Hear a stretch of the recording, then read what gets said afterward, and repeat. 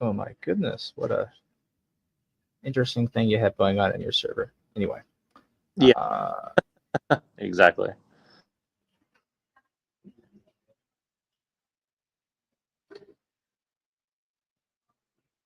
okay, it says an error occurred with your guest destination. So apparently it was not able to stream there, but your maybe your it looks like your X. Yeah. Um, interesting. It's streaming to my Twitch. Huh. Let's edit to X as well. No worries. Don't worry about it. Big deal. Okay. Yeah, it's okay. For some reason it was also streaming to my Twitch. Okay, I'm streaming this on Twitch now too. Cool. Yeah. All right, great. So let's get started. So we're going to talk about DXC. So I'm going to share my screen. And just close that. Okay. So tell me how you became aware of this stock, Jack. Well, I can't really say because let's just say that people had mentioned that this company was of interest for a bizarre reason, something to do with entertainment, the fact that it Okay. has entertainment aspect to it. And I looked into it a little bit, and I actually looked into the team that manages it, and their resume was extremely interesting. And so I was like, okay, so this is a very bizarre company because they have their hands in a lot of different industries, entertainment, and it seems like it doesn't seem like they have a real niche that they're really good at, but they seem to have their hands in a lot of pies. So Gotcha. Yeah. All right, I think that's better. It's yeah, it should be more of the actual screen that you see here. So you'll see I've got bunch of tabs here that kind of this is usually how I organize my tabs when I'm researching a stock. So let's take a look here. So this is Seeking Alpha. This is the research platform where I publish my articles. So if we were to look at my profile, you can see me here. I've written 250 so far. And so if I write one about DXC, which I might as well, it'll go in this list here. And you can look here and search tickers I've covered before. So and it even shows how many times I've covered them. So some of them you can see I've covered more than once. Bitfarms I've covered 4 times. Look at that. So yeah, look at DXC then. Now, basically the point here is to show you if I'm going to research a security, how I start. And for stocks in particular, because obviously with ETFs and other funds wouldn't be quite the same. I look at stuff like this. I don't look at the stock price, but this is the first page I reach. I go to the financials. This aggregates the financial data from their SEC report, so their annual and quarterly reports. So if I want to switch to quarterly view, I could do that. It would show it here. It'll go back a few years. Usually I look at the annual data. And I have certain data that I like to get. For a non-financial like DXC, that typically entails the revenue, the operating cash flows, CapEx, and then money spent on M&A. And CapEx is really additions to property, plant, and equipment, or the net additions. Sometimes companies sell their property, plant, and equipment, and they raise some more cash, and then they roll that into new things. It's called a capital expense because it is capitalized on the balance sheet. So an operating expense for reporting purposes, if we go to the income statement here, an operating expense is like it'd be cost of revenues, and then it would be other things like general selling and general administrative expenses. So your overhead and such, maybe other things here. If you have any debt, interest you pay is an operating expense. So basically, it's an expense that you subtract from your revenues. and it's how you determine what your actual earnings were. And whatever this net number is, so if we look here, it says the net income to common shareholders excluding extra items. That's if there's any to exclude. Sometimes there are. This basically shows how much the assets on the balance sheet should change, right? So in 2015, the assets on the balance sheet should have declined by $222 million if they had a loss, right? They're basically saying this is how much our balance sheet shrank because of that, because of the income. And then if we look at for the fiscal year ended March 2024, they reported net income of $91 million. So the balance sheet should have increased by $91 million, right? Now, there are, of course, some things that can increase the balance sheet that aren't part of income, and this is a capital expense. So basically, if you look here, there's a few hundred million that they spend each year. And this is basically, we're buying an asset and putting it on our balance sheet. And it's called a capital expense because it becomes a new asset on the balance sheet. It is part of their capital base now. It is capitalized. And it does not count against, it's not considered an operating expense. Now, later on, it can be because there's a thing called depreciation and amortization. And this is basically taking previous capital expenses and subtracting them from earnings for tax purposes. Essentially, that's what that is, okay? So that's all you really need to know. But I like to look at the cash flow because things like depreciation can concern old CapEx. It's a non-cash item, and I always like to know what is the actual cash flow situation. And so to know that, you get the cash flow from operations, and you get the capital expenditures, and to a point, you might also look at their M&A, so their acquisitions. And so I need to, I guess, get the divestitures in here as well, but let's go ahead and look at what I got. So what's interesting about this business, right? You can, even though I don't really know much about what they do, I can kind of tell some interesting things. So we see here revenue was about 8.1 billion in the fiscal year ended 2014. Looks like their fiscal years ended in March, not on the end of the calendar year.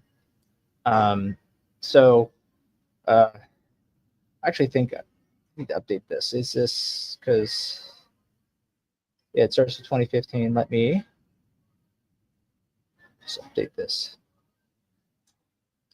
And they should have fiscal 2025 coming out pretty soon. But anyway,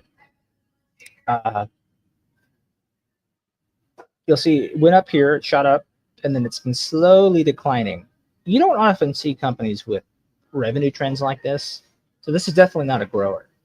Even if we look at it in terms of cash flow, I'm going to remove the adjusted figure for now until I get it fully. If we ignore what's going on with M&A, whether they buy a new company or they divest it, we see that there's not growth on the cash flow side either. It was growing in 2018, but it's steadily been going down along with revenue. It looks like it was lower in fiscal 2021 because you got to remember that's mostly calendar 2020 and what happened in calendar 2020, COVID. So they probably had a spike in expenses of some kind. If we look at their capital allocation between dividends and buybacks, in fiscal 2019, they spent a lot of cash on buybacks. The dividend disappeared in fiscal 2021 again. That's mostly 2020. So looks like COVID impacted the dividend and it hasn't come back. Now, but even when there was a dividend, most of their extra cash was used on buybacks instead of dividends. So instead of paying a cut of the earnings to all the shareholders, they were buying back shares on the open market. And this can be good for long-term shareholders, as a substitute for dividend, because if you hold on to your shares while others are being bought back, when the company itself buys back the shares, they take them out of circulation. So it's like a way to grow your stake in the business, if that makes sense. So that's what's nice about it. And it really just sort of depends on are they buying back the shares at a good price? And if we look here, right, it's look at how much most of their free cash flow. This is basically the cash they would have available to use for a dividend or a buyback on each year. If we look at this, most of it is put toward buybacks. So, here in 2015, right, they if you do the dividend plus the buyback, this is almost all of 2015's free cash flow. It looks like when they got all this cash in 2018, they did not get rid of it all right away, but in the next year, they used that to buy a lot back, and then in 2020 they bought a lot back. This might have actually been good because it's a good chance they used this in March. There's a possibility they did this in March of 2020, and therefore got to report it as such. So hopefully that's what happened here. Anyway, let's look at the. This is when I see a lot of buybacks like this, Jack. This is where I might actually start to look at the stock price history. So for right now, I've sort of summarized what I've seen in the financials. Oh, I guess one more thing is how the shares outstanding changed. Normally when this happens, some kind of merger occurred, and the details of the merger is that the old company got shares of the acquiring company as part of the deal. That's why that would be my guess as to why the shares almost doubled in size. I don't know yet, but if we're talking about analysis, thoughts that are coming to mind, I've sort of gone over a few things that I'm already starting to figure out, or at least it's the first hypothesis I want to test before I've actually read anything about the qualitative history. Just looking at the numbers so far. Is this all making sense so far, Jack? Yes, it is. And Right. so something stood out to you as far as the trend is kind of odd. So you're saying it's not really a growing company. Would you, based on what you see, would there be any reason for you to want to go and do more research about, like, what are they exactly doing in the market? What do they have their hands involved in, trade publications? Would you be interested based on what you're seeing here, or would you say that it's kind of like nothing really exciting as far as any opportunity that you would see based on what you've seen so far? I'd be interested to know what happened here. Like, you can see my cursor, I'm sure, all right on the screen. Can you see my cursor? Yeah. Okay, so yeah. What happened here? I would want to know what happened here. Why did revenue shoot up? And then what's been causing it to slowly trickle down? Because it's still ahead of where it was a decade ago, yeah. But I mean, it's just, it's like a very easy staircase down in revenues, right? And the free cash flow is mostly the same, again, except for the year of COVID, for understandable reasons. I mean, we can go ahead and just look in the cash flow statement about what would have caused that, and trying to see what the most immediate expense would have been. Not really seeing one that jumps out in terms of a much larger expense year over year. They did have some increase in overhead here. Not sure what it was, but it did go up a bit. This went up a bit as well, and then it went down sharply. Again, I don't know what caused that. So it's not immediately clear from the expenses. I could look at the cash flow statement. And let's see, cash from operations was definitely lower. Okay, so apparently the year ending 2020, they had this asset write-down and restructuring costs that was just paper. So they actually had a much higher 2020. Interesting. They had lost from the sale of an asset. Okay. Or a gain from sale of an asset, but not part of their operating cash flows. Okay, so interesting things going on here. We also see that in fiscal 2021, they had a divestiture. So they spun off a business. Very possible they spun off part of their business in response to COVID in order to raise some cash. Let's take a look at what their long-term debt has been. Again, not even really the story yet, but I'm just sort of looking like where the numbers go, because I want to know what the financial trends have been, and then I know why the story would be important. So, yeah, the same year that they shot up, if we go back here, boom, same year revenue shoot up, they take on a lot of debt. So it leads me to believe there was some sort of leveraged buyout that happened, and then they've been slowly paying down the debt. They took on a lot more debt in the year ending March 2020, and again, the pandemic would have taken off in like literally in that March. So probably by the end of this period, because usually it's like the 31st of March. They, even if they don't end their fiscal year on the hard calendar date, they usually end it on the hard quarter date. So like the 30th or 31st of that month. So they probably would have realized, oh, we need to raise a bunch of cash, and sold a lot of debt. Looks like they managed to get a lot of it paid down. So yeah, that's they have been getting their debt down, so that's a good thing. Even though they almost doubled it because of COVID, it seems. So that was pretty good of them. So that's a good thing. The decline of revenue thing is a concern. So to go to your other question, I don't think that I don't think it probably has a terrible balance sheet right now. If it has maybe $3.5 billion in debt and it can generate over $1 billion in cash each year, it's probably very easy for them to repay that debt, or at least be able to refinance it if they can't pay it all off when it's due. I would need to look at the maturities of it. But long term, there aren't very many stocks you'll want to buy where the company is clearly shrinking. So I would need to look at what the year-to-date data is for fiscal 2025, because there's been a few quarters of that now. But my guess is that it's not growing much. And borrowing from the ideas of someone like Warren Buffett, we call this style of investing value investing. And a big part of value, like what the business is worth, because this is what I told you in our first stream, right? About like, look at a hot dog stand, how much money does it make? If you know that, you know what you want to pay for it. A big part of how you value a company is its growth prospects. It doesn't have any. If it doesn't have growth prospects, you at least want to be able to trust that it can maintain what it does. And if it's not maintaining, if it's clearly shrinking, you have to ask yourself, well, what do I like about this? So let's take a look at the price history here.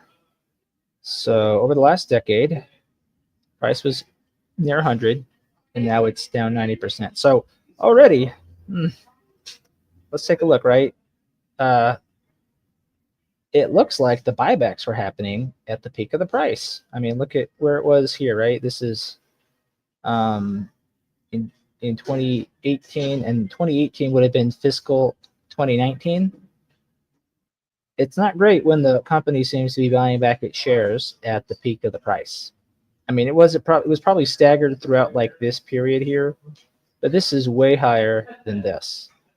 And that obviously, they can't predict where their stock will be, but it does suggest that the money could have been better used, such that because it looks like they had sharp drops. So it seems like they were just consistently like having bad news. Like, look at these sharp declines. Usually it's like they come out with results. So maybe they come out with full year or fiscal year 2018 results here, because you usually come out with it like a month or two after. Come out here, it was bad, down. And then we go down here, another quarter of results comes out, that was bad, down, right? And that's usually what that means when you see something like this. I guess if something similar happened here, something really bad news, boom, just in like a week, it's less than half. And even during the bull market of 2021, it was not able to get back to where it was here, and it's been steadily declining. So there's a lot of warning signs, and I don't even know what the business does yet, really, other than that they do IT. So Jack, you're familiar with the company somewhat. Do you have any inklings so far about what the causes of these things might have been?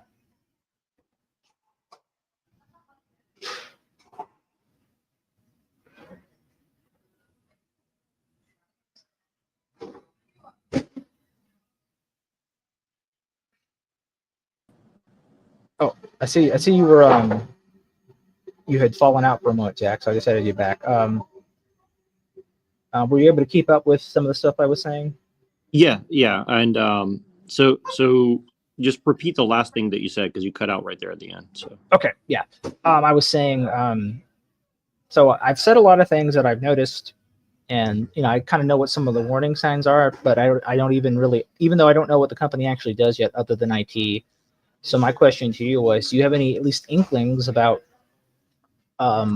what is going on with the company that might have caused these sharp drops? Because these are usually not like trading things.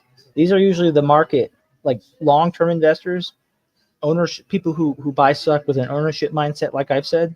These are right. usually those people changing their minds drastically, like, oh, this is not at all capable of making as much money. I need to get out now. And it's Right. just right, that's usually what happens when you see a sharp, almost completely vertical drop like that. Right. So I'm not sure. So let me tell you some of the things it has its hands in. This is what they highlight as their main things. Okay. So Okay. harnessing AI to revolutionize healthcare.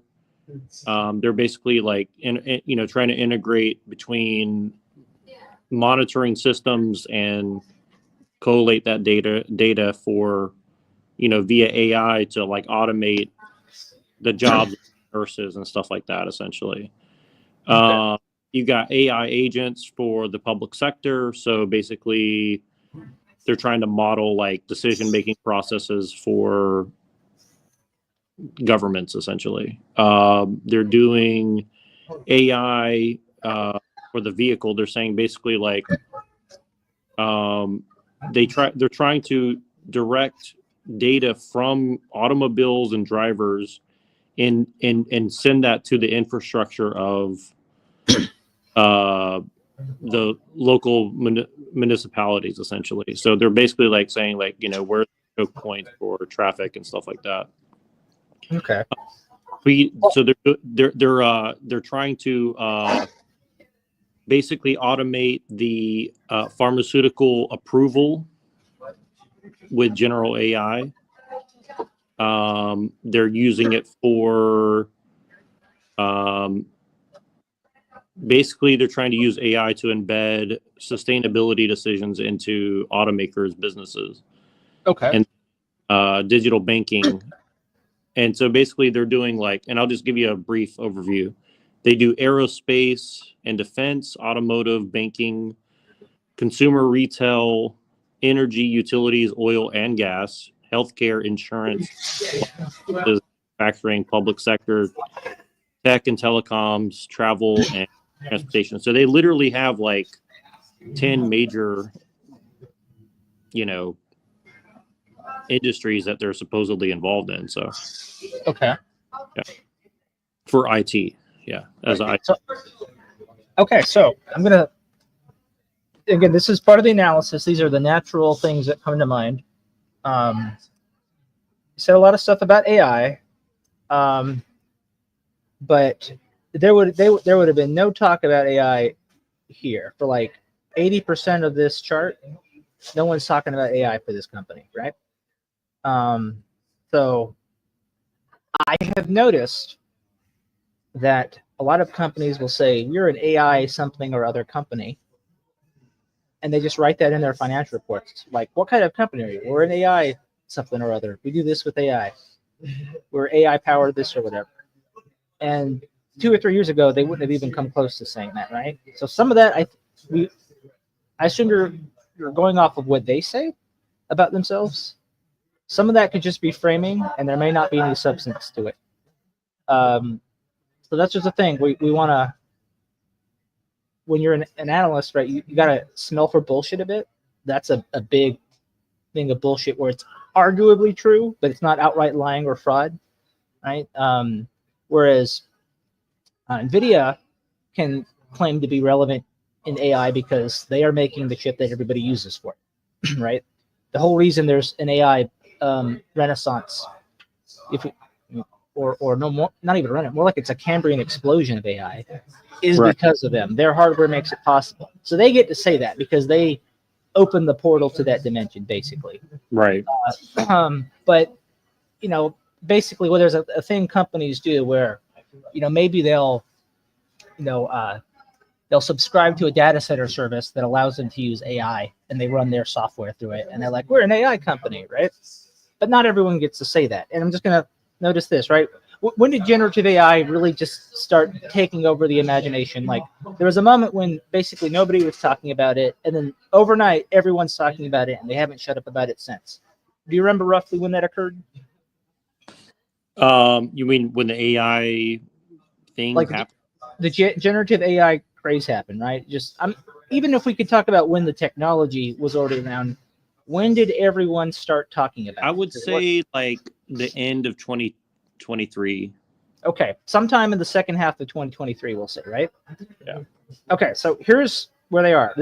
I remember it being about late summer, right? So here we are, we're in the summer, and they go from about 28 to under 20. They have one of those shot charts. Let's go to the 5-year view. It'll be easier to see.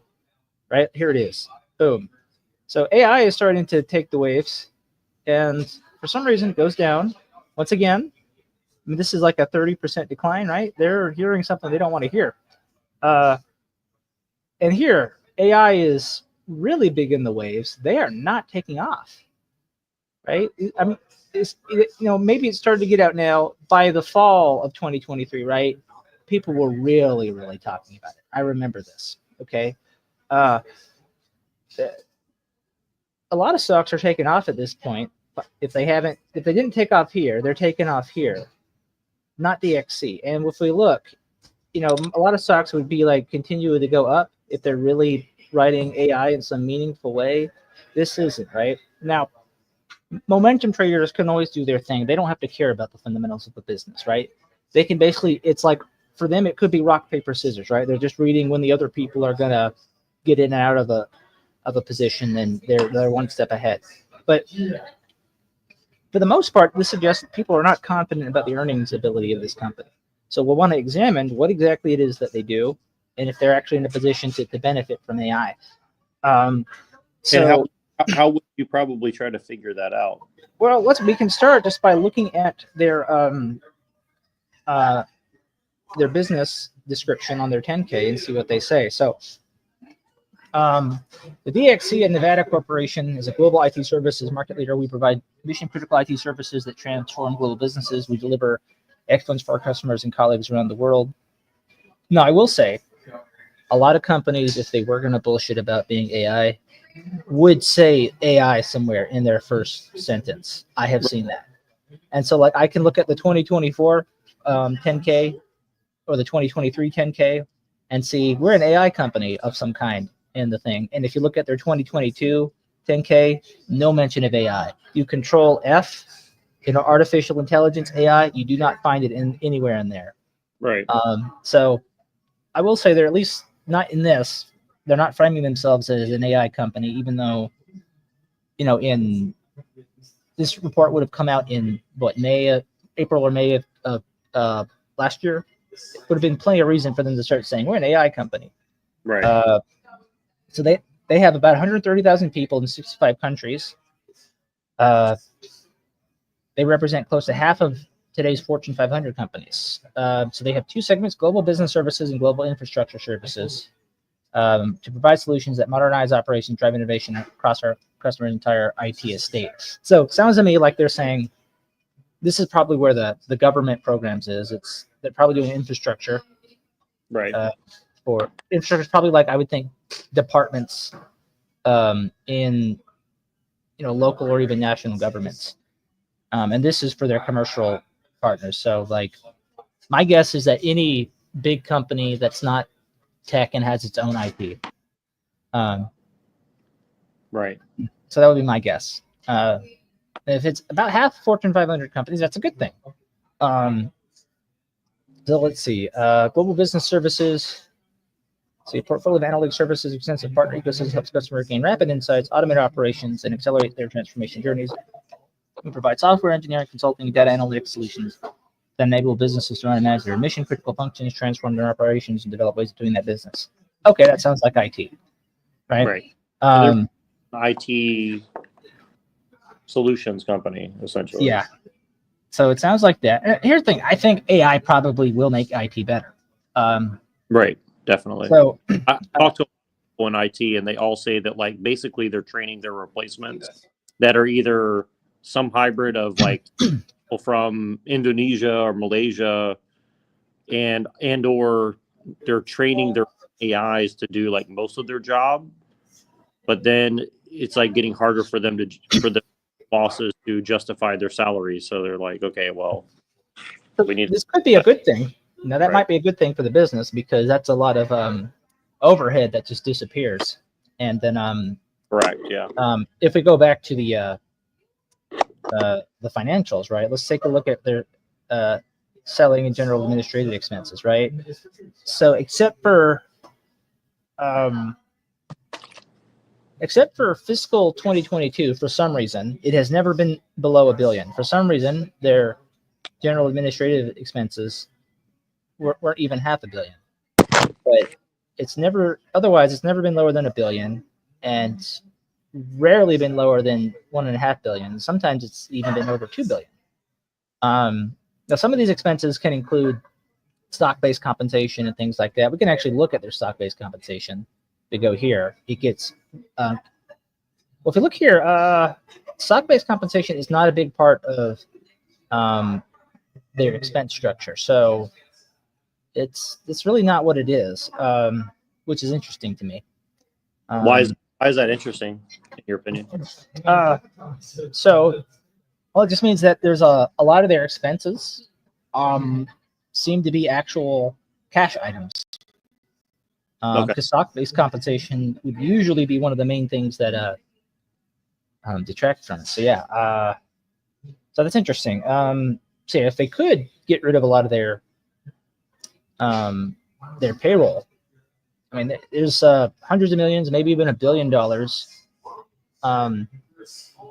on the table that are opened up to shareholders at that point, right? And Right. if that alone, if we look at, well, let's go to this chart here, right? This is the cash they generate, right? So this isn't the earnings they would report to the business, but this is the net cash they generate when you cancel out the non-cash items and basically say, well, what is cash that would be available for dividends or buybacks to the shareholders? Right. This is it. And you're basically doubling the if we think of this as the true earnings of the company, you can basically double that if you get rid of the payroll. Maybe Right. even increase it 50%, right? I mean, Right. who wouldn't you want to own a business and then Right. you hire a manager and then the next year they say, hey, I made some changes and we got your payroll costs cut in half and it's the same level of productivity. You would love to hear that, right? Well, and then you could also say that you could leverage whatever you've done in that process to say now we can put all this money that we have laying around towards asset acquisitions and mergers, and That's also possible. and also like we can basically just repeat what we've done, or basically bid on contracts that other people can't because we've kind of got the edge on this particular niche. And again, what kind of fascinates me about this one is that even if they're not really good in every single sector that they're in, there are like 10 major sectors of the economy. So if they only hit one of those and get it right, that would be very interesting, right? See that, like, and again, I'm not, I'm just thinking like it's kind of shocking that it's not a bigger business if their hands are in all these different. Okay, I see now more what their segments do. So the global business services is basically your more traditional idea of what the IT guy does. Like these are the things that they would do, and then their infrastructure is actually the infrastructure of their IT service. So Okay. Cybersecurity, and some cloud infrastructure, and then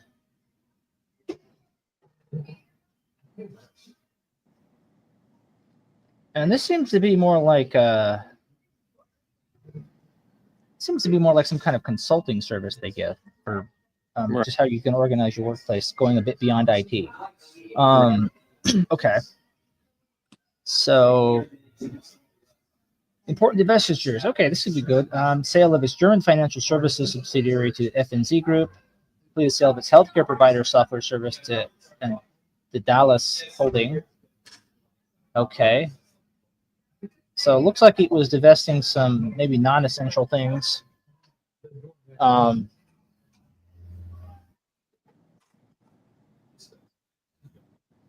Seasonal trends.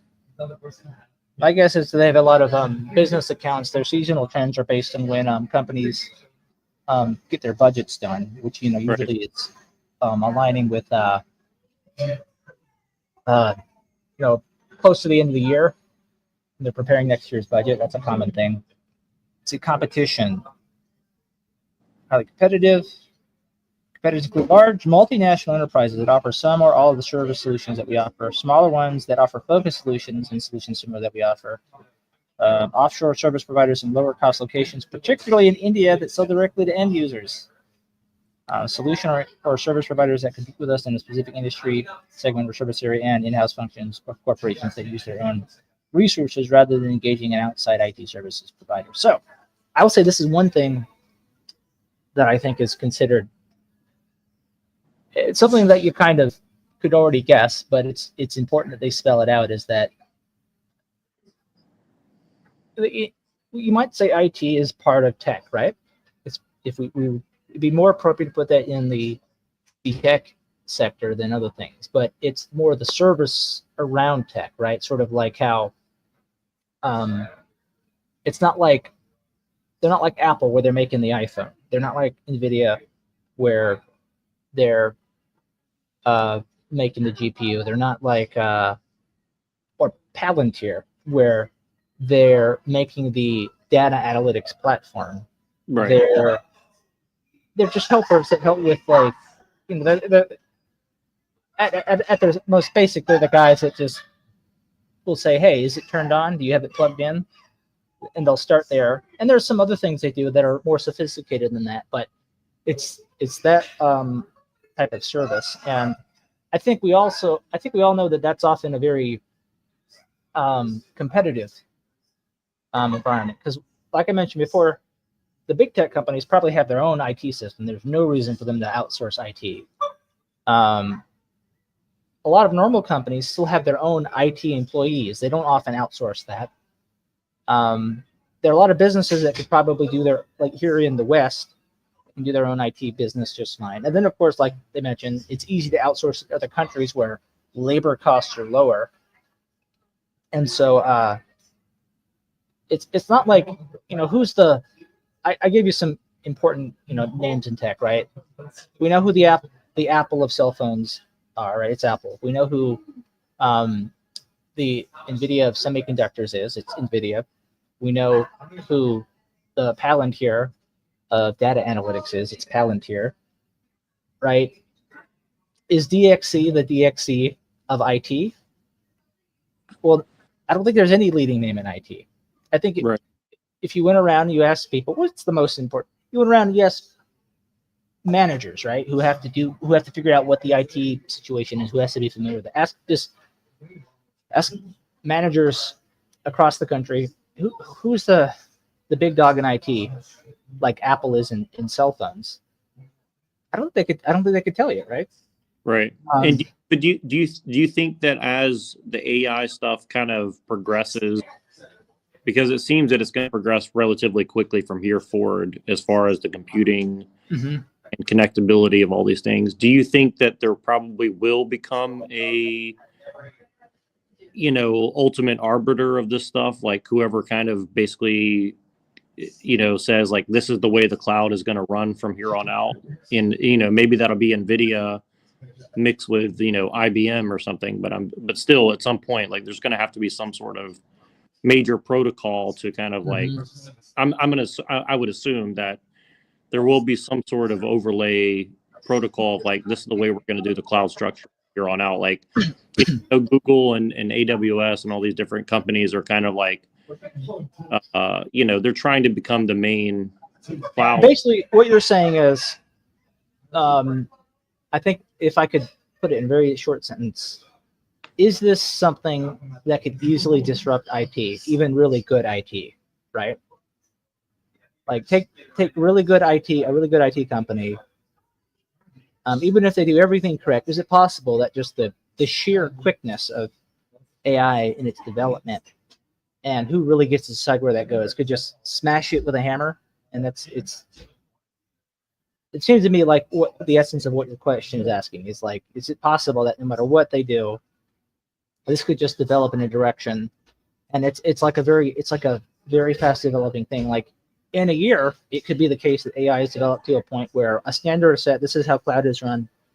This is how everything goes. And if you're not already here, you're out. And something's going to do your business better. It's already set up. We started preparing it less than a year ago. It's already ready to go. We came up on you that quickly because that's how fast AI is. Is this stuff possible? We're thinking about. And I think what's interesting as well is some of this seems to be from divestitures, but it clearly seems to be the case that DXC was not building up business. Because usually, I've seen businesses that will regularly divest some of their subsidiaries, and the revenue trend is still at least somewhat positive because their core business is still growing, right? They're taking the cash that they get from the divestiture, they're reinvesting it in their core business, and where they can just get a better return on capital, they have more operating efficiency. It's the tricky thing about M&A is you have to be able to make things that weren't made for each other fit in a new way. And if you can do that, you can create lots of savings sometimes. But if you can't, then sometimes you just waste a lot of money. And as I look through this as well,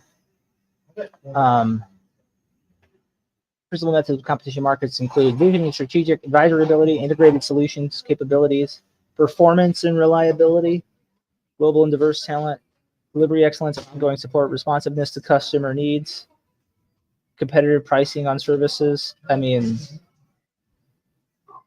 seems like there's a lot of things that are weighing them down. And I will say, compared to other 10Ks that I read, this seems to be pretty emphatic on what their competitive weaknesses are, which is good. They should do that. It would be a bad financial report if they weren't emphatic about here's what's keeping us down.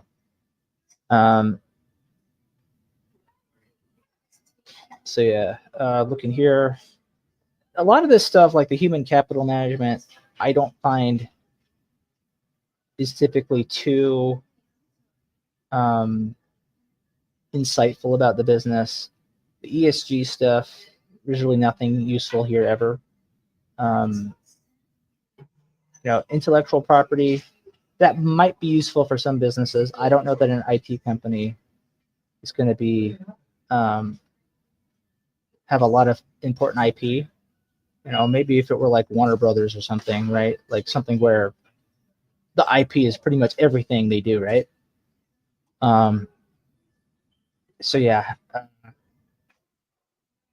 So I think let's take a quick look at. So this is their latest quarterly thing. So that was the issue here is that since this was for the year ended March 31st, 2024, a lot could have happened since then. So this is really just a snapshot of the business about a year ago because it's February 25th. So let's just take a look here. So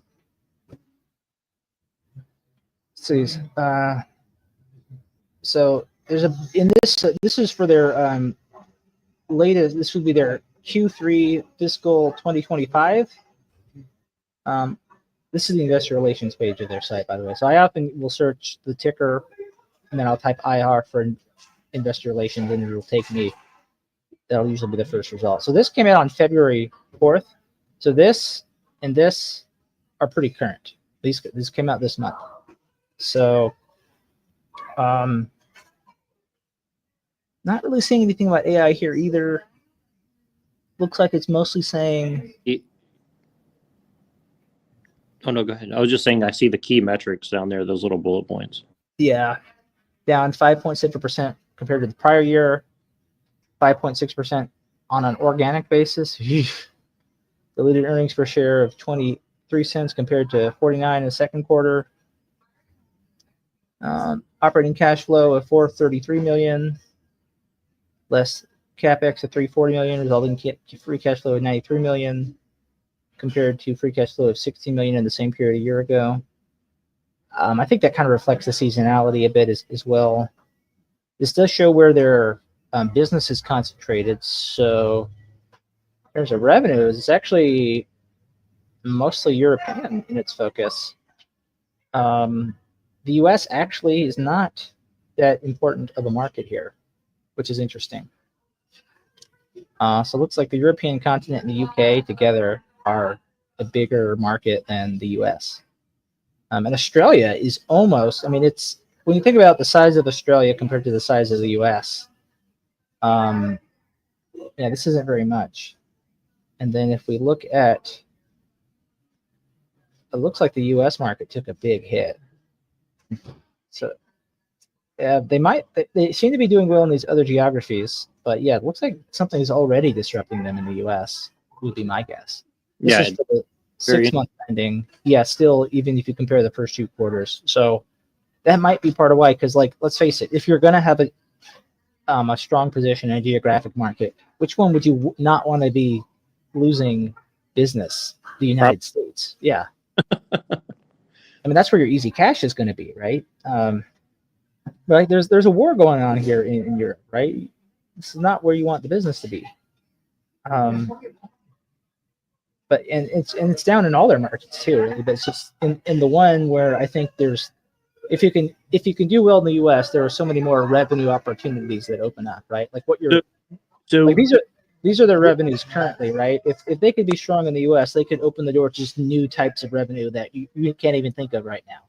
So if you had to think just on a logical basis, okay, so like what would you suspect is going on in the IT field right now that might be, because like I would think that IT services would be better than ever to be in that business, but is it the AI that's shaking that up as far as the competitiveness, if you had to guess? Well, or no? One thing we can do is we can look at the transcripts from the recent earnings call and see what the analyst said. So and this presentation would have been prepared for the earnings call. So Right. Revenue growth down.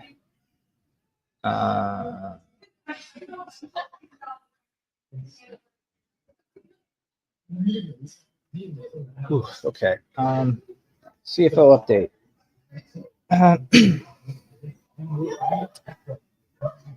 In here.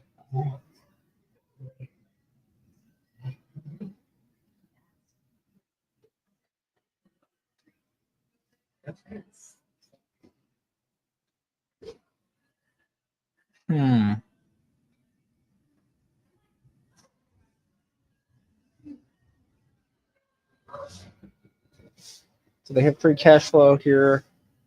They're showing.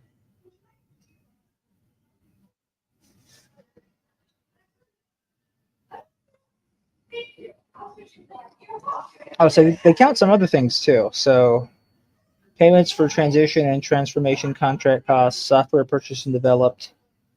All right, so they're doing more than property and equipment, it seems. That's good. So their free cash flows actually seems to be lower than, I need to revise some of this. It seems to be lower than the typical amount I would do. Because they're saying 756 here. If we go here, yeah, I had a little over $1 billion listed, so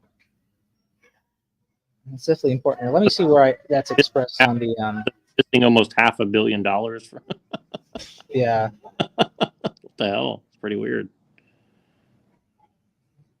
Okay, here we go. Purchase of intangible assets. This is probably their investments in software here. Maybe it's their other investing activities. But yeah, these are other things that we might consider in the cash flow situation. So yeah, it's worth thinking about this as a lower free cash flow estimate. M&A isn't going on anymore, so we probably don't need to worry about that. But yeah, so that's interesting. So might be more reasonable to think of them as a business that makes about 700 million in cash each year. If you look at the market cap, it's 3.5 billion. So it's basically trading for like a 5-year multiple of its cash flows, which isn't surprising considering how it also seems to be shrinking. So transcripts and insights. Let's go back to the transcript. So we see here, reflecting on my first year as CEO. So this is a new CEO. My guess is it was realized that some sort of change was needed. Possible the other CEO just retired. But there's seems like usually with a new CEO, the idea is they're trying to change their strategy and they need someone else at the helm. Looking through here.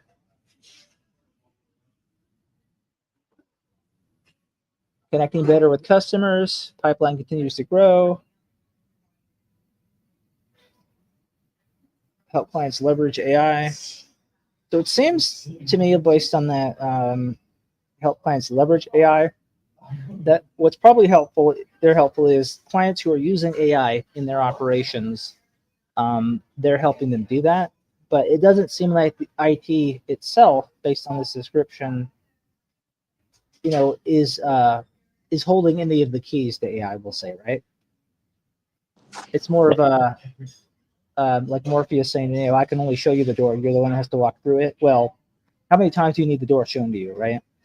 And so its examples include collaborating with SAP to incorporate their business AI solutions into industry framework to help clients accelerate their blah, blah, blah, blah. So talking a lot about AI here. I mean, look at all the talk of AI.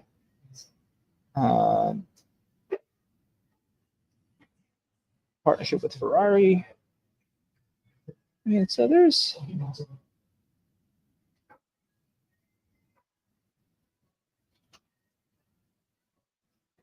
Brad Novak has joined leadership as the CIO, bringing 30 years of experience in data architecture and technology strategy. So this probably means he has some experience in building out things like data centers, fiber networks, things like that. He probably and making stuff like that work together. That's probably what his background is. Let's see what the CFO has to say. Okay, because they'll usually say it was down this much and this is why.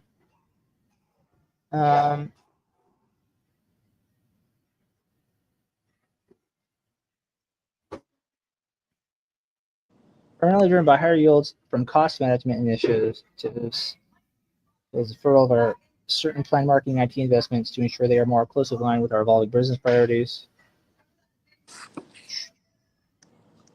Not a whole lot of discussion. Okay, GBS. It's primarily driven by ongoing market pressures affecting custom application projects, which account for roughly 2/3 of CES revenue.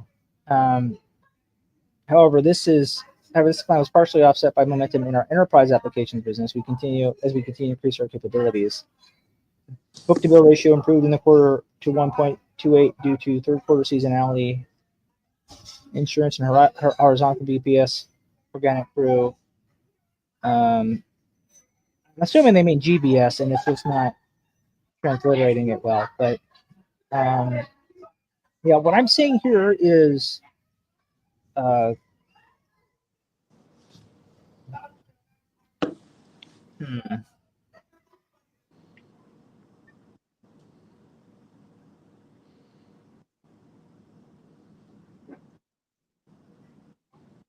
if I look at the GBS declines, what was it said about market pressures? Where was that? Okay, yeah. Custom application projects. Market pressures are not clear, but I assume they're probably referring to competition. Custom application. I wonder what that means. Yeah. What is that? What do you think that means? Custom application is that?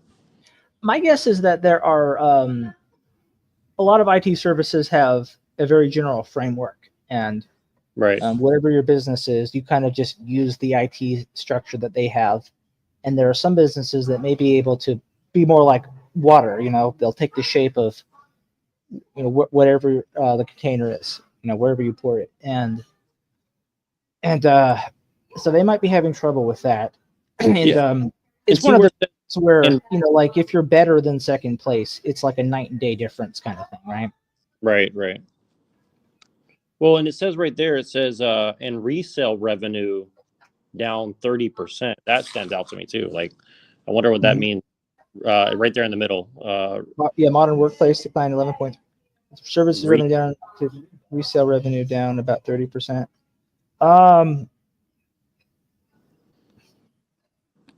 there might be a specific product for related to something called resales if we're talking about like a modern workplace.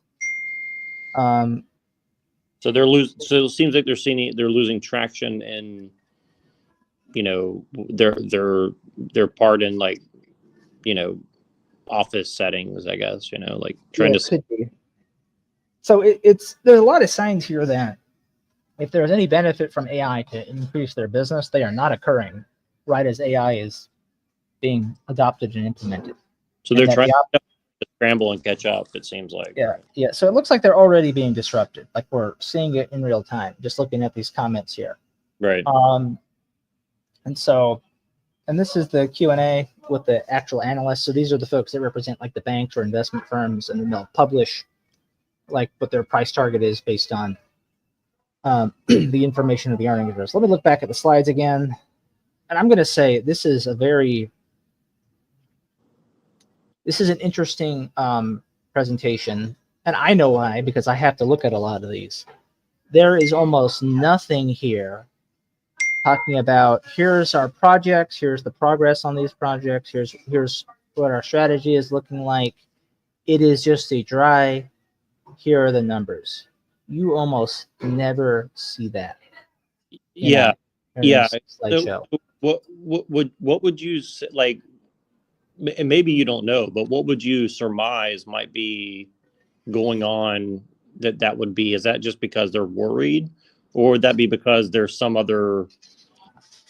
I think it's because they don't really have much to talk about. Right. I think that's what it is. I think when you have something to talk about, you put it in the slideshow. We've got this facility built up. We just completed this. We just acquired this company. We got all their IP and their technology, and this is how it fits into the model. We just developed this new product. We expanded this service, or just there's things to talk about. Or like here's our 5-year strategy, right? Once we finish building this out, we'll be able to start doing this. That cost will go away. Profit should be about this much higher at that point. These are the investments we're making. There's like very little of that. Let's actually take a look at how the revenue breaks down. So, for the total revenue. So, revenue for Q3 is about 1.6 billion. That's just in the GBS segment. Okay. Where does it? Whatever.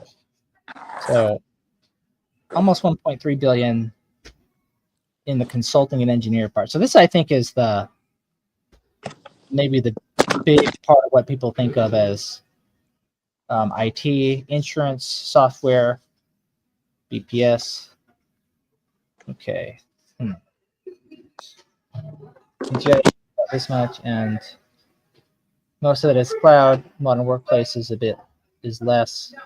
This sounds like it's less intrinsically IT, so I'm not surprised that it's quickly becoming useless. This one sounds like would be more helpful. All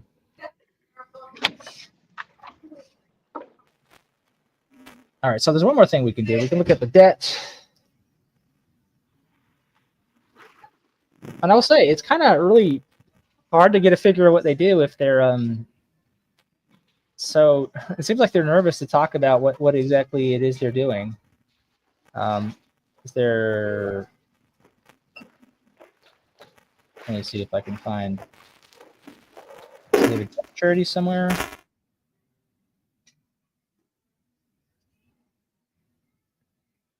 Trying to find where do they usually have a table saying when their debt is due. Here we go. Let's see. So of their $3.5 billion in debt, looks like most of this is due on the right 10Q, right?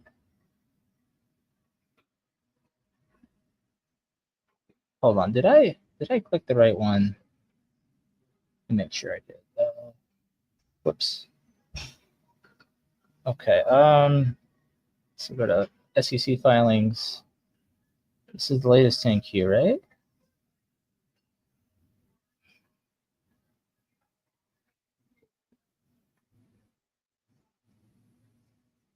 Whoops. Maybe I clicked the wrong one. Oh, I did. Thought something seemed off about this.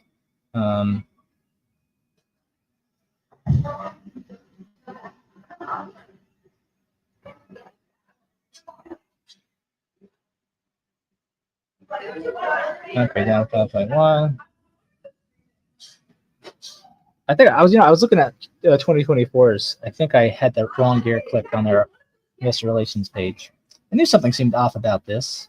This is why it helps to check the tables and make sure you're looking at the right dates. Well, okay, so this is different here, but look, I mean, it's even smaller, right? Look at how much the U.S. market has continued to decline. So, I mean, it's just even worse news there. Geez. Okay. That's kind of fun, but yeah.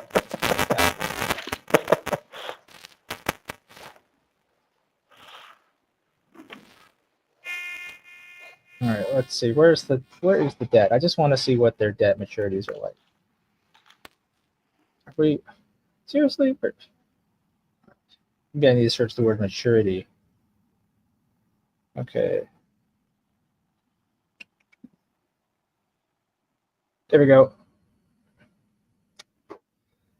All right, so most of this is due within this 2025. Yeah, most of this is due within 5 years. It's staggered, so that's good. I mean, look at the principal due each year, right? This is basically all their free cash flow. So they either have to refinance it or pay it all off. If they refinance now, they're probably going to get higher interest because look at this. This is low. How many?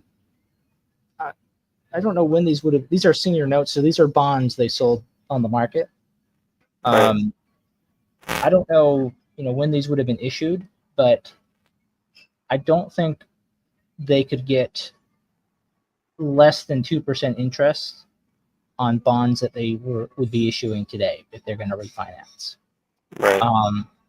Because you can get about 4% or more on like a treasury 1-year note.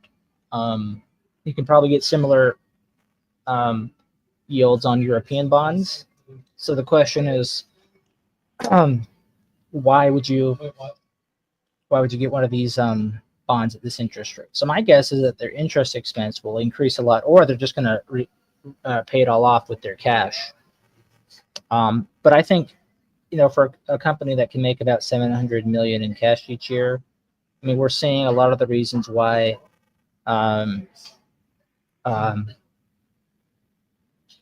it's $3.5 billion for. Let me see if I need to refresh this. What is there an updated closing price? No, okay, $3.5 billion for a $700 million free cash flow company. It's in decline. Probably going to have to pay a lot of its cash over the next 5 years in repaying the debt. Maybe they'll refinance like half of it and pay off the other half of the principal and slowly decrease their debt balance. So if we look here, if we can kind of look at what the trend has been, right? It's where's the long-term debt line? Yeah, if we look at what the trend has been, right? Especially if we start from when they, let's start with here, right? As soon as they could, they got the COVID debt down from like 8 billion to about 4 billion. So cut in half, and they slowly just been chipping away at it. So my guess is that they'll continue to chip away at it. I don't know what the other maturities were like, but if they can get low interest, maybe they can still do it. But I would just say, the bonds that will be coming due soon, they probably got these bonds like around here. That's probably when they issued them. Right. Interest rates were near zero around here, or they weren't really higher than 2%. So they're probably going to be doing like 5 or 6% interest rate bonds here if they have good credit quality. In fact, I think the 10Q was showing their credit ratings are as follows. Those are not good credit ratings. Okay. Negative. Okay, this is. I think this is technically considered investment grade on Fitch, but yeah, this is not good. But they would need to be like, AA or AAA to get low interest, right? Is basically what I'm saying. This is not. This is if things go well, they'll get like 5% interest maybe. I don't think that's likely. So 6% I think is optimistic for them. And it's just maybe they don't want to refinance at that. Maybe because at that level, right, that's actually going to be quite a bit more, just several million in interest expense each year. Maybe they're just better off paying it off, especially if they're a shrinking business. Debt makes more sense when you're a growing company. It doesn't make sense when you're a shrinking company. Right. Yeah. So basically, let's think about the analysis, because we've been doing this for about an hour now. There's a lot more about the way the company works that we could maybe try to figure out. But again, let's notice the slideshow. They don't seem to be eager to talk about themselves. Right. That's very telling. I don't usually see a slideshow like that. Usually it's just even the ones who have bad news have something to say. But I've noticed that when the cards are very close to their chest, that's when it's just like they're like, yeah, we're here, and it almost feels like reading. It kind of feels a bit like reading about one of those like brick and mortar sporting goods stores. Right. That you might remember, those were like really popular 20 years ago. Oh yeah. Yep. And they are just withering away. I used to work right next to a major, giant, popular one in Northern California, and I watched it the last 2 years as it shut down, and it was just like so sad. Like, Jack, your mic is very staticky. Yeah. Oh, I saw some people in comments just now. Interesting. Yeah. So welcome, folks. Even though I'm like half an hour late. It looks like they came in through your stream though, not mine. Most of them. how's it sound? How do I sound now? Okay. Still very. Oh, let me refresh the page. I'll be right back. Okay.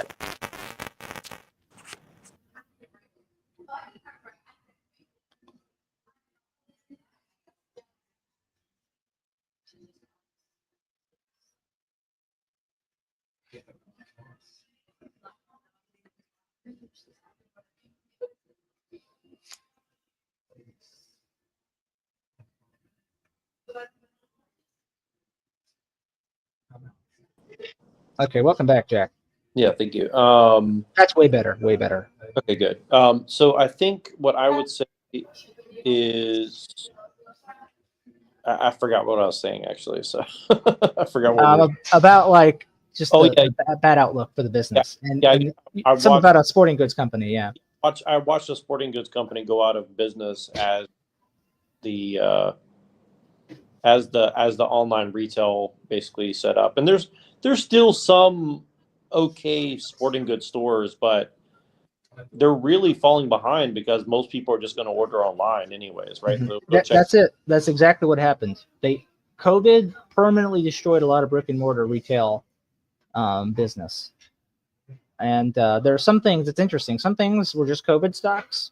They had a lot of business while COVID was happening, and then when people went back to going outside again and not social distancing, their business went away. But some things, people realized, hey, this is just better. We should never go back to the way things were pre-COVID. Right. This is Big Five Sporting Goods, right? So let's just look at them. And I Look think at this. Look at this. This What is the bull market here. But let's just look at like a more normal thing, right? The 23. Let's look at the 10-year. Right. So even they're a penny stock now. And I actually was the last one to cover them almost a year ago to the date on Seeking Alpha. Their market cap is $31 million.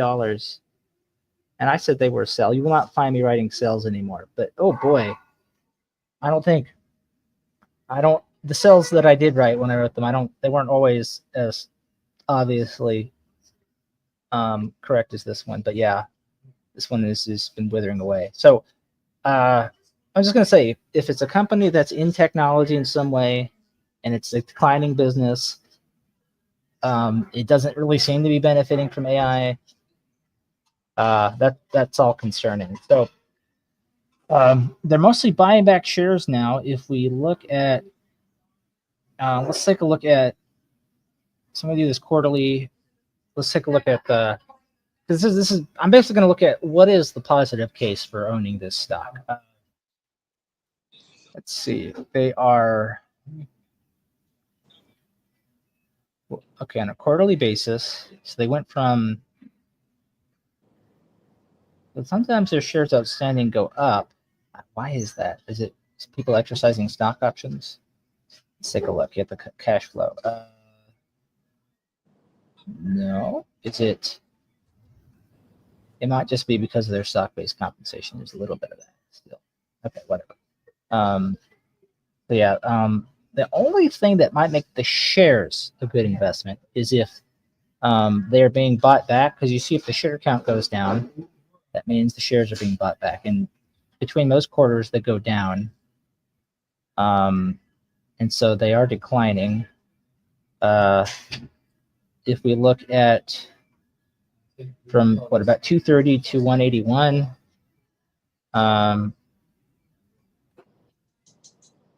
let's do this. So let's see. So 230, 181. That's a 27% gain in your position in the company. So your stake in the company is quickly growing. Like this is from middle of 2022 to today. So in 2.5 years or so, almost 3, your position in the company is 27% larger. So the question is, maybe if the buybacks are good enough, you can grow your stake in the company through the buybacks faster than the free cash flow declines. That can work. It's not great, right? Because you have to assume it's going to continue to be a gradual decline in cash flow. And it seems like this business is in the middle of disruption. And there seems to be a general idea that the only reason generative AI has not taken off faster is because we're getting the infrastructure to run it built. And once that's a lot of that is finally online, the computing capability is going to just shoot through the roof.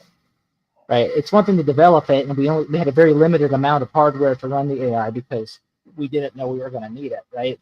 But we're almost 2 full years into the capital projects to build out these data centers, right? Like we're not far away from it just taking off. What happens to a business like this? Does it continue to be a slow withering death where your stake in the business grows faster than the decline happens? That might be fine because, again, if that can happen,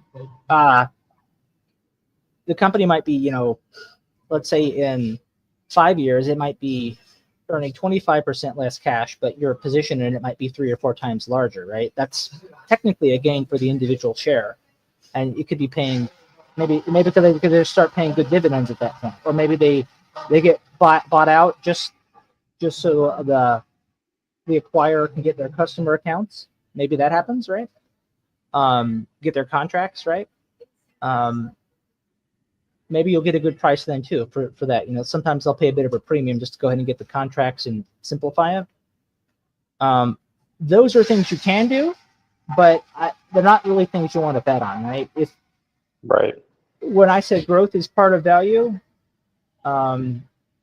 like let's just take a look here, right? This is a retailer. This is someone that you could say has some vulnerability to e-commerce and tech, but Costco, right? Let's look at their revenue, right? It is growing. And look what happened in COVID, right? It grew. It has never had a smaller year throughout this period. So, yeah, it seems to me like if you wanted to, you know, even if you could get one that's just not a tech company, you know, you have growth here. Now, I would question the price because it doesn't make sense to me that, you know, from let's say here, yeah, like around here, it's doubled, right? So from what, early 2022, it's crazy to me that even though sales did not double, not even sales, the price of the company doubled, right? If we look at the cash flow, right, the cash flow doubled. No, it's maybe 50% higher for these years specifically, and that's just the operating cash flows. It does not look like it's consistently it's not like twice as large of a company in its fundamentals. It does have some fluctuations because as a retailer with tight margins, if cost of goods are low one year, they'll have significantly higher free cash flow. So some of it is Costco's margins are so thin that slight variations means they had a really cash rich year and a tighter year the next. But that aside, the reason why people are buying it at a PE of 57 is because there's growth here. So the future earnings of the company, they think Costco is basically going to keep self-compounding, right? Just make money, reinvest that money into more warehouse stores, more places of the earth, right? They're expanding into China even. So, and nothing seems to stop them. So there is a growing future value here, and that's why people are going to pay for it. And why some people... Can you scroll up just 1 second? What? Yeah. So Costco is expanded into China. Yeah, I heard about that actually. Yeah. So it's my point is it's compounding, right? It's a Right. cash compounder in its operations in a way that DXC is not. If I just go back. Wait, so a Costco cost $1,000 a share? Yep. Interesting. I thought it was overpriced like 2 years ago, and here it is at 1,000. So you know, sometimes things like that happen. You know what's so fascinating about Costco? I go to Costco occasionally, and they don't. I mean, they do manufacture allegedly a couple things here and there, you know, or at least they just brand things under Costco or Kirkland or whatever. But they're basically just like, I wonder if they actually make money through land deals or something like that, because they don't actually produce anything other than a centralized location to buy stuff at a very marginal discount. Costco's money, yeah, Costco's money comes from its membership fees, and its and then of course the gross profits on its inventory sales. So the membership fee is basically free money, and then the inventory is basically it's the price minus whatever the cost of goods sold is, and both of those are making them more money than it costs them. So they make some capital investments in new stores each year, and but otherwise they're pretty much always making money on their stores where they go. And like you said, it's It's a very centralized area, so they can have pretty good operating costs at a single store. And, you go to a Costco, they're not fancy buildings, right? They're not spending a lot of money to make them beautiful stores. There No, are it's some, not. It's very drab and depressing, to be honest with you. yeah, but people seem to be happy when they are there. The shoppers and the Oh yeah, employees. definitely. Now you go to some retail locations in Manhattan, right? They spend a lot of money just to look nice, right? Yep. And And you're that going is to pay for that premium for sure. yeah. But I would also think that maybe some of those locations have problems. So yeah. Anyway, I want to wrap this up. I could maybe look more into what DXC does, and I don't think I would find out. I could probably spend 2 to 3 times as much time as I've spent looking at what they do, and maybe learn 10 or 15% more in detail. No, I think this is good. I mean, I would just Uh, say that, like, I wish this was a better find for you, but at least it was interesting. I expected that this is a total well, what's nice winner. is like you can still learn something, right? You learn something even from the losers, and in fact, the losers are the ones that are most, because the biggest thing in investing is risk management. So it's very easy to want to research a winner, but if you do research a loser, you can be like, well, this is an example of how a business fails and how a stock, goes like this. I mean, this is just, think if you're like, oh, this company is the future, I'm buying here, right? It's just how disappointing all this is. Even if you got in, even in the 20, this is COVID stimulus, this is meme stocking, this is retail investor getting in, even after pumping it up this much, right? You haven't recovered if you got in here. And obviously some people got in here because why else would there be a price quote here? This means trades happened here for many days, right? Like it was basically around the $100 mark from like February to May. So a lot of people bought at 100. So yeah. So I think I know what I will write now. I did have this page up in case I wanted to get notes down, but I don't think I do, or at least not as I was going. But I will probably write something that explains that. I don't write sells anymore because with a sell, the standards are you basically have to write it to justify taking the short position. That's the Right. editorial standards. And to me, I would think sell just means take your money and run, right?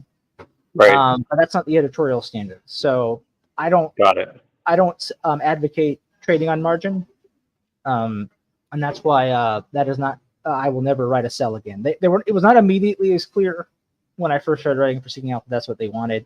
But yeah, that's why my sells stopped. We want to look here. We have to go back pretty far because you see I got a lot of holds here. Holds are basically I'm saying don't buy it, and that because hold basically that's really what hold means. Yeah, okay. So the last sell I wrote was saying why I'm avoiding the Reddit IPO. I was not confident about Reddit when they went public. And that was in March. So I have not written any more since then that are sells. But I probably will write a hold, and I'll basically say, here's why it's not a buy. Here's the bad news. If there is a potential good case, it'll be the one I told you, that through financial engineering, the shares could be bought back at a higher rate of return than the company is shrinking. And of course, that all blows up if they suddenly start shrinking faster. And if we know that there's disruption around the corner, that would be the downside there. So yeah, I don't know how long this business can last. Right. Not much longer, seemingly. Yeah, and disruption with about $3.5 billion, which it looks like they're barely in a position to pay off on time as they currently exist, right? Right. That's the concern. So yeah, that's probably what my thesis will be. I'll probably write it tonight, and then usually in Seeking Alpha they'll have it up in a day. So we are allowed to give gift links. So what I can do is gift you a link, Jack, and you can read the finished product. If I were to get it out today, it would probably be ready tomorrow evening sometime. So yeah, that's what I'm thinking. Yeah, absolutely. Yeah. But yeah, I do appreciate you giving me something to sort of walk you through. No, I And appreciate it. Yeah, and it actually helps me so I can do a little bit more pre-gaming as well, so I can kind of. so somebody named Pill Yeah. Eater tried to join the panel. I didn't know we were if there was a link available. Oh no, yeah, he has to join, and I trust him. But he's interested in this kind of stuff as well. So. Okay, I don't think I Um, heard him ping or notification when he hopped in. So okay, cool. Yeah, he yeah, didn't message me that he jumped in, so okay, it must have been pretty recently because okay, yeah. So that's sort of like what a research session might look like for me. I managed to reach a conclusion pretty quickly on this one, I feel like. And sometimes it might be like I might look at it for 3 or 4 hours before I really know, okay, this is clearly if it's buy or hold or something. But I just wanted to see, Jack, there's a lot that I covered here, right? Because I'm just sort of I'm already spotting things and basically saying, like, as soon as we got in, right? Oh, this, I see this, it probably means this to me. I see this, it probably means this to me. A lot of stuff I went through. I want to know, what are like the really hanging questions you have at the end of this? For the questions that I personally have right now, I would say I don't have a lot of questions per se, but I definitely see that there's a lot that goes into it as far as basically what the people say, what they say about themselves, and then what it looks like when you actually start digging in, and that it's actually like kind of what you said there really stood out to me, which is that it's not always what they say, it's what they don't say, right? And I think that Right. that actually really has been a big thing for me as far as like research that I've done completely unrelated to this. So that really stands out to me a lot, and I think that it gives me a lot to kind of like think about when I look at other businesses, what I've already started looking into. So Yeah, what's absent, and there are lots of things that even I don't notice, because again, I don't know all the things that should be said or done. But I would just say it's an interesting conundrum in life in general, to fail to notice the things that aren't said or done. And like, I know a thing for me, for example, is there are a lot of things that I avoid saying or avoid doing that I think if, let's say, people knew that I avoided those things, they would be very appreciative. I'm like, oh, you have all these opportunities to do this thing that would make my life harder or at least more annoying, and you don't do it though, Joe. And clearly other people don't exercise that level of restraint, right? But you can't get credit for the things that you silently think in your head and say, no, I'm not going to do that. And at the same time, can't really get blamed for those either, right? But if you have sort of an idea of what a standard is, like what would you normally see in a slideshow, you know, how would a company normally represent themselves? You can, and you look at enough companies, you can see which companies stand out in that way, and if it's in a good or a bad way. And so, yeah, the lack of really much of a description on the vision or the strategy in their slideshow, pretty unusual. Even companies that are almost just portfolio management have a lot more to say about what they're doing in a slideshow. right, exactly, yeah. And again, So they're definitely in a moment of triage. You would say that they're trying to hold it together. They can't really think about growth at this point in time, to say the least, right? So right, yeah. And so basically, if you're getting a price to free cash flow multiple of about 5 right now, that's pretty good, even if you ignore the debt for a moment, because basically the market cap is how much debt there is. right.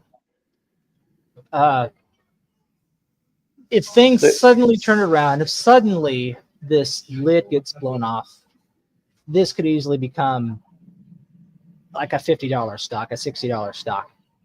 If you think about if they could really unlock value, right? So, and the unlocking value would probably translate to revenue increases with overhead reduction. Because Right. they just get AI to do a lot more for Right. them. And so they desperately need to find Yeah. something like that. They Yes. desperately need to find something And like I would that. just say there are thousands of publicly traded companies, and a lot of them don't have these problems. And a lot of them have growth, and not all that growth is priced in. So instead of betting Right. on hey, what if they just magically find a solution that they don't even seem to know what it will be yet? Why not just invest in what's already working? Because if this stock goes to zero, which it can, it's if you lose that money, right, it's gone. You don't get to make it back, right? And so even if it makes a lot more sense to invest in the company that maybe it's only 50% upside. Maybe Right. put in $1, you'll get $1.50. That makes a lot more sense than going to zero to me. And a lot of people buy stocks are like, oh, it'll go to, if I put in $1, it'll go to 10, right? $10 Right. for every dollar I put in, right? Like, and then I'll be rich and I can retire. And that's what drives a lot of this, right? This COVID stimulus happens, people do this, like, oh, I can become rich and then I don't have to work anymore, and then I can do everything remotely. And I mean that's not what happens here. So yeah, I'd say hold is probably the best rating to give this, and it might actually be justified just by the fact that it is cash flow positive and the multiple is low, but I'm not seeing a huge upside opportunity where I would feel like I have a very favorable risk reward asymmetry. Right. Like when if I can show you Root real quick. Not this one, but the one I wrote in August. Oh, wait, no, that's the wrong one. I've covered it 3 times. Did I? Oh, this is okay. Oh yeah, I'm gonna need to cover them again. All right. All right. So if we look here, I looked at what Root basically. It finally had a profitable quarter. They're newer. They were building up their business. They had their first profitable quarter. It was Q3 of last year. So I basically said, here's one quarter. If you do that, if you annualize that, this is basically what 1 year's earnings is now. Right.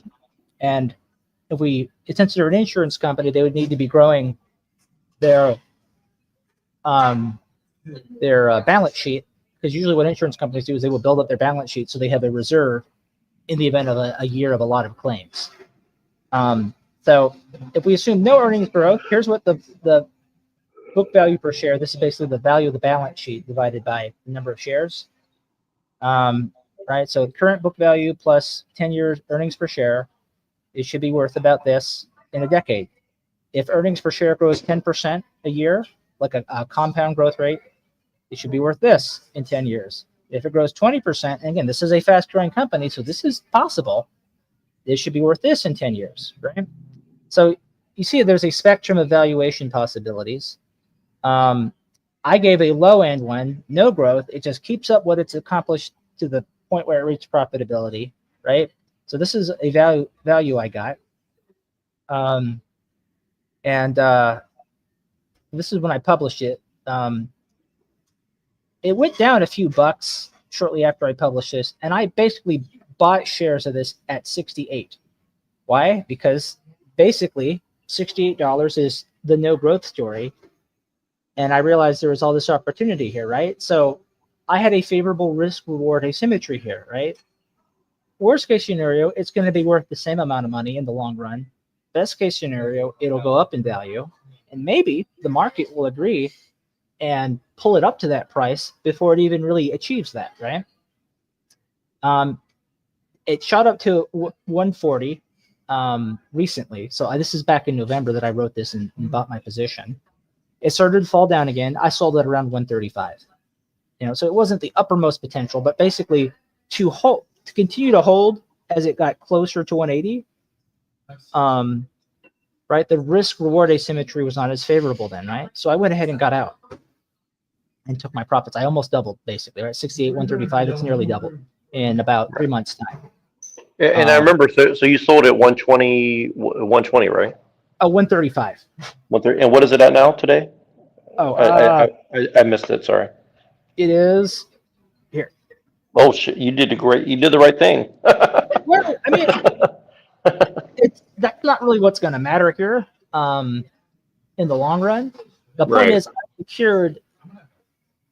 I secured what the value should have been for the more optimistic end of its future value. I would have just locked it in. And so just as easily, 2 weeks from now, be back to where I sold it, right? So it feels smart today, but like, how hard would it be for it to just zag back up, right? Well, if it gets back down to 68, would you buy back in depending on? Oh yeah. Okay, if it did, I'm considering buying back in again because it's closer the risk reward asymmetry. But you see what I'm saying now? Like, when I'm looking at valuation, I'm looking at it as a business, and I'm looking at a risk reward asymmetry. Because I remember what you said. You said 70 is like what it's actually worth. So there's a little bit of hype going on. Everybody's trying to get money in, obviously, but what you're saying is, when it doubled, that the double is not really right. And part of the value here is there's a growth story to root. And basically, like, I can't look at the DXC and see something in the value proposal that there's a risk reward asymmetry, because I can value it, yes, but there's no growth for value, right? So that part of anything that it would contribute to value is gone, right? The idea that suddenly there will be growth means it's going to have to stumble onto a magic solution that saves it from its current trajectory, and that's just dumb luck, right? There's nothing to lead me to do that. Now, we could maybe look at its balance sheet, and that's maybe the other thing we could consider here. And its book value per share is 16.52. So it's trading slightly above liquidation value. So you could argue that if it fell to $9, you get about a 40% discount on the balance sheet to liquidate it. And then we would just want to look what is actually on this balance sheet. And look, there's a lot of intangible assets here. Right. So these are probably this is probably their IP, any patents they have. Goodwill Goodwill is basically the premium they paid for their previous M&A. So when they divested that one big business, right, look at how much the divestiture reduced their goodwill. But goodwill is not really anything. You just report it as an asset because it's what you paid. Right. So if this company liquidates, there's no reason to think that shareholders would get this. So make this, take about $3 billion off. You have about $12.8 billion in assets against $12 billion. So it's really more of an $800 million company on liquidation rather than a 3. Right. So, not a favorable. Yeah. So, thank you. Yep. So, and the thing is, you would need this to become like a penny stock. If it goes down to $1, then at least in liquidation, that's okay. I'm almost done. So it's just because there's no growth here, right? So not really much at this price. It would have to go down a lot in price for whatever cash it's going to run for before it finally sputters out, or if it liquidates, it would need to be significantly lower. There's just it's not like it's terribly risky, we'll say, but there's certainly not a favorable risk reward asymmetry, because the reward has to, it doesn't seem like there's much of a reward, basically. You'd have to be on the inside of the company and know something very personal, right? Yeah, basically. So that's the thing there, right? So I could look at Root and I could basically say, here's the risk reward asymmetry. It's not like a small rising insurance company is impervious to risk, right? But at the same time, it's one where they are utilizing tech well. They're using technology as a part of the distribution network, and that's why they've had so much growth, to the point that their revenues exceed their operating expenses and they're profitable now. So that's basically what it comes down to. Anyway, is that basically it for everything you wanted to like know as DXC goes? Do you feel like you have a good handle on, at the very least, why this is not a business in which you'd want to be invested? Yeah. Oh, yeah. Definitely. Yeah. I think it definitely gives me an idea, and I think I think it's one of those things where like if the only thing that I would be curious to know is like who's their competitors and what edges do they get over these guys. That's definitely something that.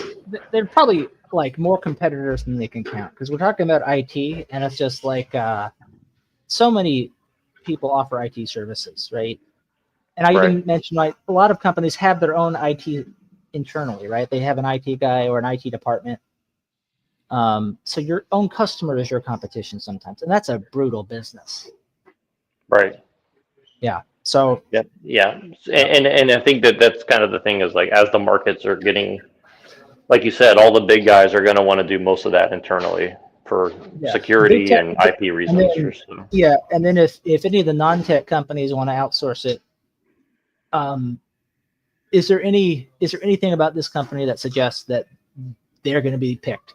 Well, if they were being picked, why are they shrinking? Why were they shrinking before AI happened? And why were they shrinking? Well, yeah, and unless they have a edge in the human capital or technology thing, which it doesn't seem that they do. I mean, they seem to say something about India, but I mean that seems a no-brainer. Oh, and I'll say of course this. they're going to be in India. Let's look at their cost of revenues, right? Normally, if they seem to have a good competitive product, their gross margin, their cost of revenue would be a lot bigger. So, let's look at the profitability here, right? Gross profit. This isn't a bad gross profit, but is it showing that they're a leader? No, because gross profit is basically, here's what it costs to have your inventory, your merchandise, your whatever it is. Right. It's more of an abstract thing here because a lot of this is services, but this is not a strong starting gross profit, right? Right. And this is like, because after you factor in like other things and you get down to net income, right, they're technically not even reporting a profit. Their free cash flow is positive, but this is in the single digits at best. And so if you want someone just has leading product and you can see it in their margin, look at this gross margin, right, for NVIDIA. And what's that thing that says C+ down there? What does that recommend? What does that represent? CapEx over sales. So it's I guess it's CapEx as a percentage of sales. Some people care about that.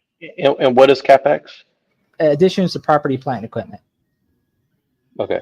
Yeah, and it's basically an expense that's not reported as an operating expense on the income statement. And the rule of thumb for that is, if it's an expense for something that is isolated within that calendar year, it's an operating expense. If it's an expense for something that will be important beyond that calendar year, so more than 12 months, it's a capital expense. Basically, the way you can later count it as an operating expense through depreciation. Okay. So, so you build a factory, right? And that's a capital expense to do that. The factory is, I don't think you would build a whole factory if it was only going to be useful for 1 year, right? It's probably going to be useful for many years, and then you will depreciate that capital expense over multiple years in the income statement in following years. So here's a weird question, if you don't mind me asking. So why is it that NVIDIA, which seemingly is so much more important and profitable of a company than Costco at 126 and Costco's at 1,000? Oh, I mean, that's just individual shares. I mean, it doesn't mean anything. This is a $3.2 trillion company, right? This is the actual value of NVIDIA as a company. Right. And here's Costco's market cap. They're 460 billion. So the market seems to think NVIDIA is actually more valuable than Costco. It's just how many individual shares do they have? Well, I guess what determines how many shares there are? It's one, how many shares they say there will be when they incorporate the business, so when they make it public, and then if they buy back shares or if they declare stock splits or Got it. if both occur, it becomes the number moves a lot. So don't focus on the individual share price too much. Okay, Because got it. usually only with let's go here. Oh. Big 5. There we go. Usually only if it's like a penny stock is the individual share price indicative of something. Wow, the market cap for Big Five is only 31. Interesting. Yeah. I did So, not realize that. basically, someone could just come up like sort of like a more ordinary rich person, right? Not the billionaire class. Could just be like, hey, I'll buy it out.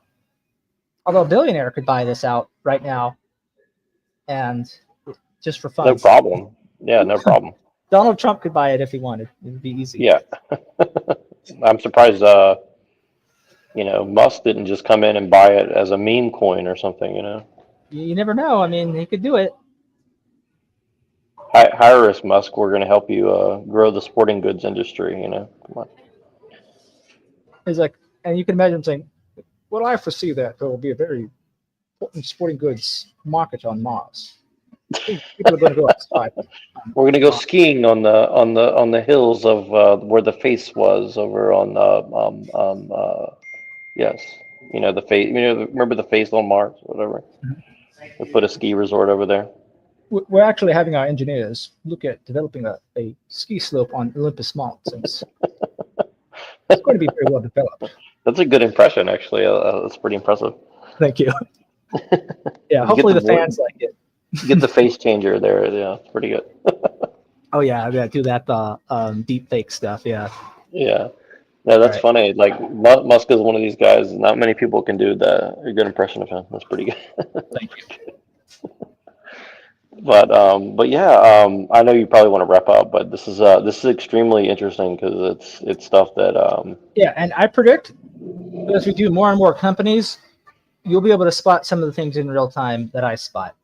And yeah, I definitely have a big list of different sectors that I'm looking at, but I think the tech is like there's a lot of weird tech companies that I think many people don't talk about. I wanted to look at Palmer Luckey's. I can't remember. I don't know how to say that company, but I wanted to look at that one and some others. But yeah, but one last thing I'll say, just no point that I look at like the last 5 days and like, oh, look at how the stock is trending. I did not worry about that one bit, and that's never how I look at these things.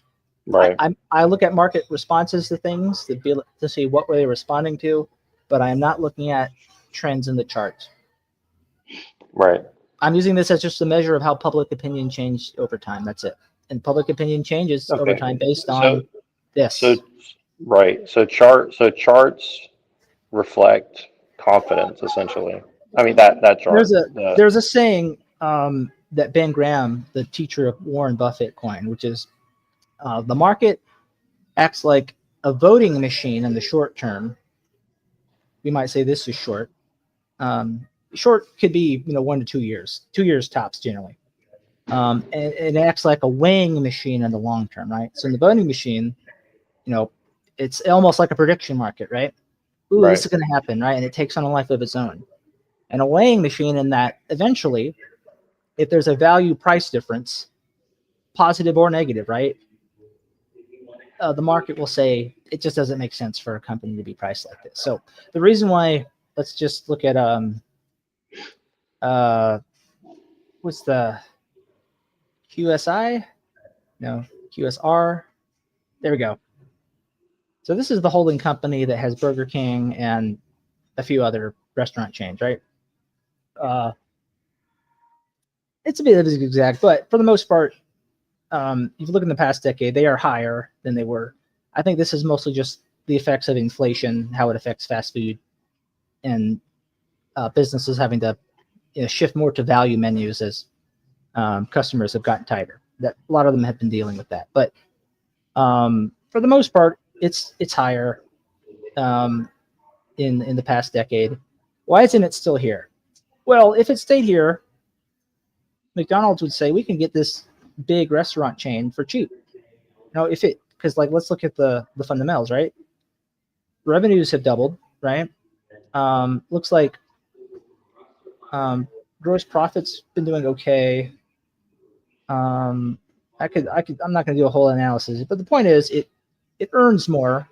And so basically McDonald's will be like, we'll just buy out our competition, right? They could say that.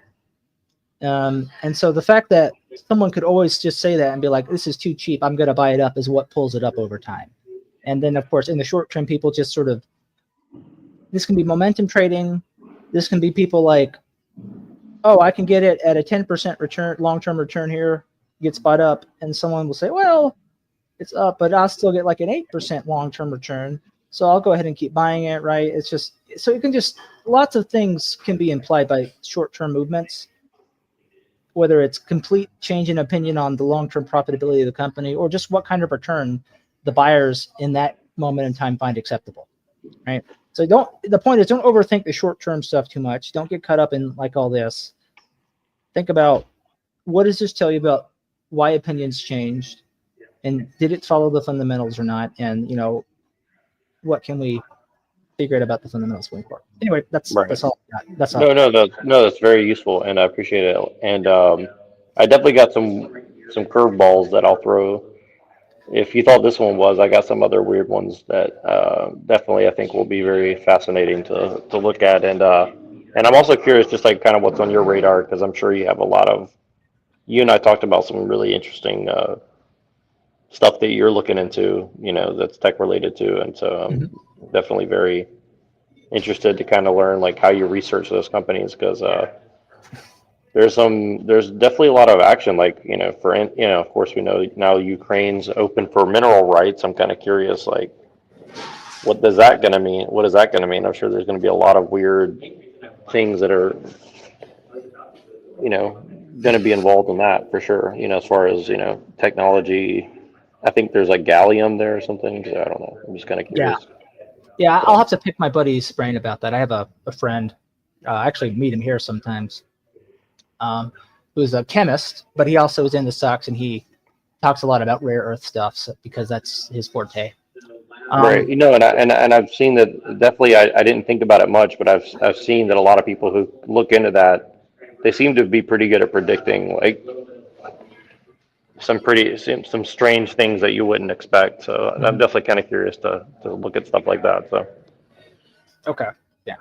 Well, anyway, yeah, I want to go ahead and close up for today, Jack. But it's been a good stream. I'm glad you did it with me, and yeah, let me know when you want to do the next episode. Okay. yeah, we'll do. Thank you so much, Joe. Have a great day. You too. Bye.